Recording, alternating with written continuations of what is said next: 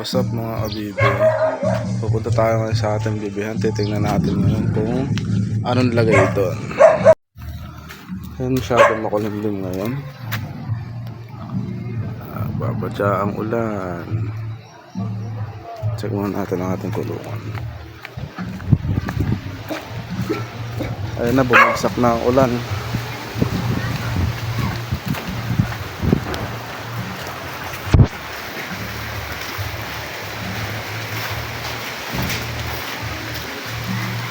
Ayan, bumagsak na ang ulan.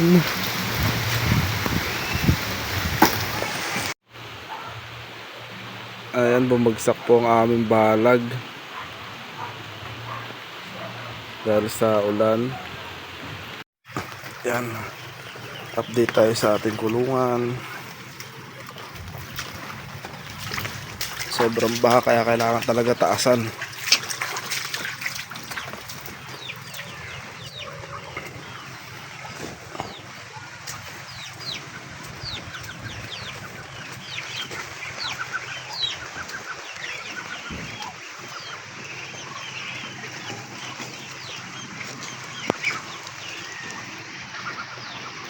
Kailangan talaga taasan itong aming lupa dito.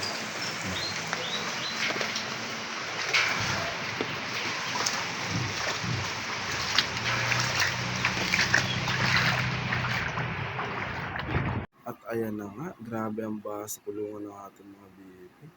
At yung balag natin, na diba, bumagsak talaga yung balag natin.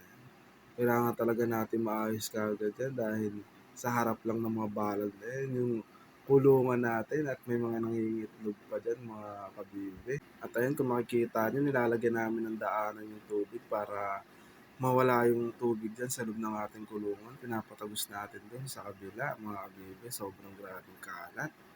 Grabe, konting bagyo pa lang yan. Konting ulan-ulan pa lang ng mga kabibe, pero grabe na yung tubig. Ayun ang sinasabi ko mga kabibe, kaya kailangan talaga iaangat natin yung lupa dyan para hindi tinatambakan ng tubig. Pero dyan sa bandang parte na yan, dyan, maglalagay tayo ng swimming pool na yan ng ating mga alaga. Yan, grabe, sobrang baha niyan hanggang tuhod dyan mga kabibe. Kaya pagka uminit ng konti at natuyo na yan, hukayin na namin kagad para matambakan na lahat yan ng hindi na bumahayan dyan mga kabibi. Hindi kasi tayo pwede maistakan ng tubig dyan mga kabibi dahil may itlog tayo at baka hindi maapis. At ayun nga, bibili muna kami ng pagkain ng ating mga sisiw. Yan, so ngayon mga kabibi, tayo bibili ng pagkain ng ating mga sisiw.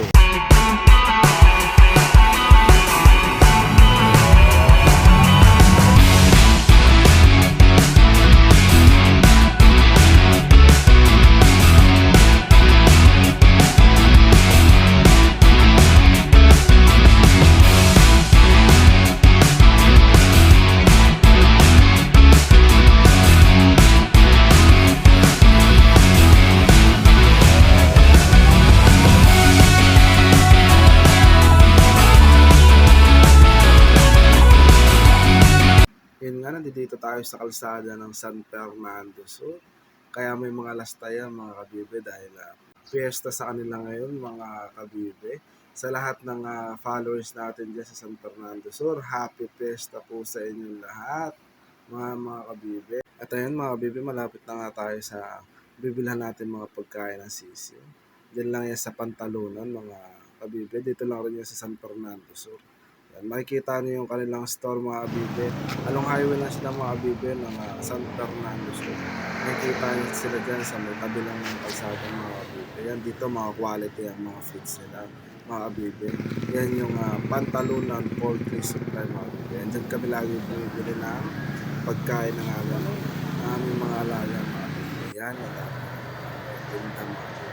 at ayun, bumili kami ng feeds. Bibili na rin nga pala kami ng aming ulam para mamaya gabi dito sa palengke ng Cabiao. Yan.